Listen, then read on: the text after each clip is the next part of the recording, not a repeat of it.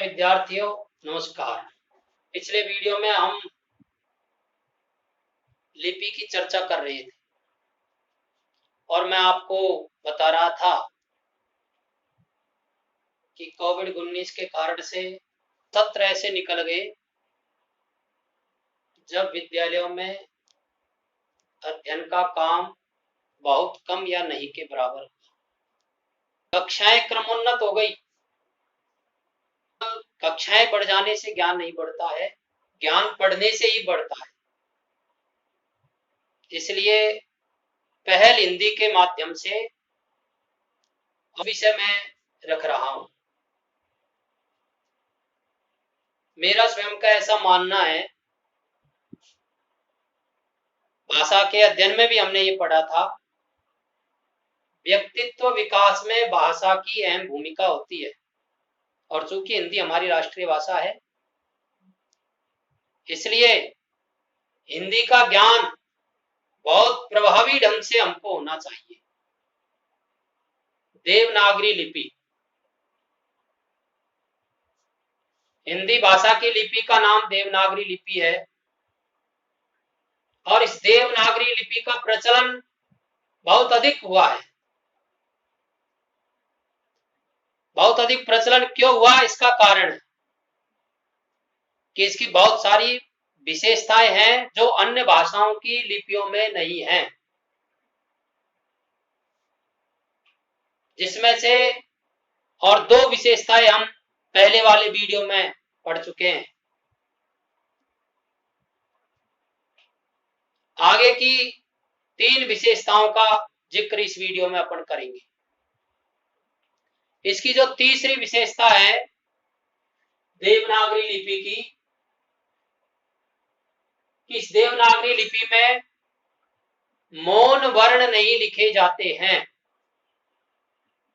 देवनागरी में केवल उच्चारित वर्ण ही लिखे जाते हैं, मौन वर्णों का इसमें स्थान नहीं है। जैसे अंग्रेजी में साइलेंट लेटर होते हैं, जिनको साइलेंट लेटर भी कहते हैं, देवनागरी लिपि में इस तरह का कोई व्यवहार नहीं होता है। जैसे एक उदाहरण यहां दिया है, PSYCHOLOGY,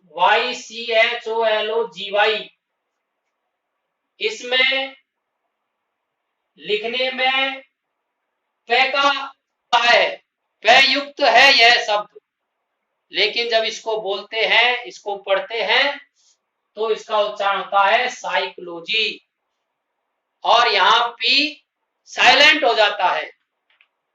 देवनागरी लिपि में इस तरह की साइलेंट वर्ण की कोई व्यवस्था नहीं है, कोई व्यवहार नहीं है। यह इसकी एक महत्वपूर्ण विशेषता है, जिसको कहते हैं ना, कथनी करनी में अंतर नहीं है।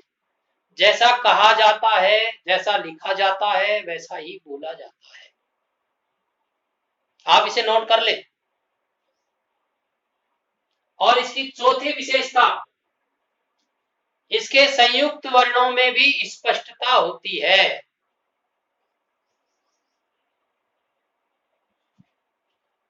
दो वर्ण एक साथ यदि लिखे गए हैं तो उनका उच्चारण स्पष्ट रूप से समझ में आता है। जैसे उदाहरण की दृष्टि से बच्चा, पत्ता, तो आधा च और आधा त दोनों का उच्चारण हो रहा है, जबकि अंग्रेजी भाषा में संयुक्त वर्णों के उच्चारण की व्यवस्था नहीं है। देखिए आप, EGG, एक ग का उच्चारण नहीं है, एक बोलेगा। BOTTLE, बोतल बोलेगा। संयुक्त वर्णों के उच्चारण की स्पष्टता नहीं है, जबकि देवनागरी लिपि में यह संयुक्त वर्णों की स्पष्टता है। और इसकी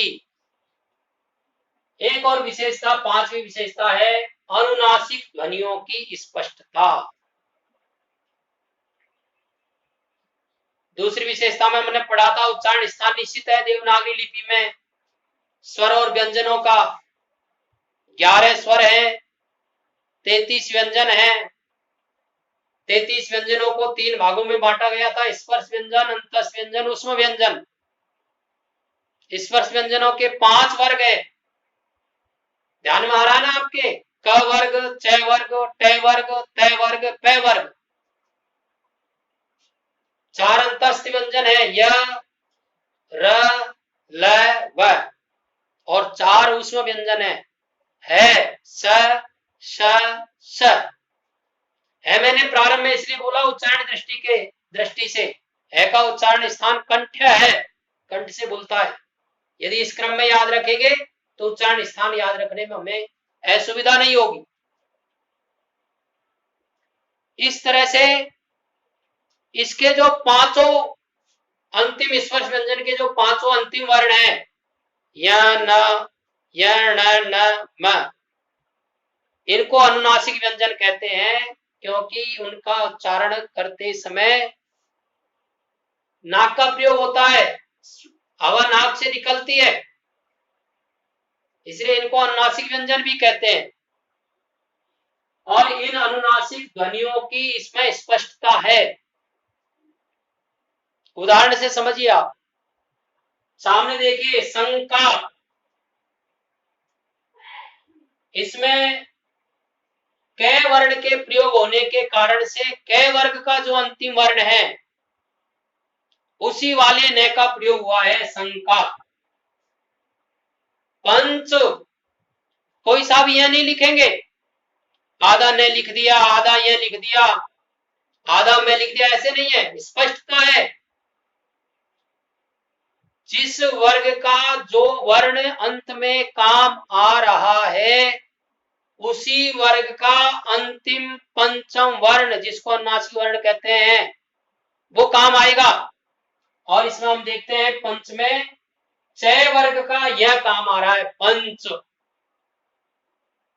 इसी तरह से ठंडा, ट वर्ग का वर्ण है। अब ट वर्ग का अंतिम वर्ण कौन सा है, ठ, ठ, ड, ढ, ण, तो ण काम आएगा, ठंडा। संत, त वर्ग है, त वर्ग का अंतिम अनुनासिक व्यंजन कौन सा है, न, तो संत आधा न काम आएगा। लंबा, व वर्ण प वर्ग का है, प, फ, ब, और इसका अंतिम वर्ण कौन सा है, मैं। अनुनासिक व्यंजन कौन सा है, मैं, तो लंबा में आधा मैं काम आता है। इस प्रकार से देवनागरी लिपि में वर्णों की स्पष्टता है। इन विशेषताओं के कारण से देवनागरी लिपि, जो प्रारंभ में हमने पढ़ा था, न केवल भारत की सर्वश्रेष्ठ लिपि है, अपितु यह संसार की सर्वाधिक, सर्वश्रेष्ठ तो है ही है, वैज्ञानिक लिपि भी है। आप अध्ययन करते रहिए, केवल परीक्षाओं में अच्छे अंक आ जाएंगे, पढ़ाई में प्रतिशत अच्छा बन जाएगा, इसके लिए नहीं, अपितु भाषा में मेरा कौशल बढ़े, एक भाषा पर मेरा अधिकार हो, उस दृष्टि से, और पहल हिंदी के माध्यम से, और ये शिक्षण कार्य मैं आपको करवा रहा हूं। मुझे पूरा विश्वास है, यदि आप जुड़े रहे और लगातार यदि हम पढ़ते रहे, आपके अंदर एक आत्मविश्वास जागृत होगा, आप अपनी बात को रखने में और सहजता महसूस करेंगे।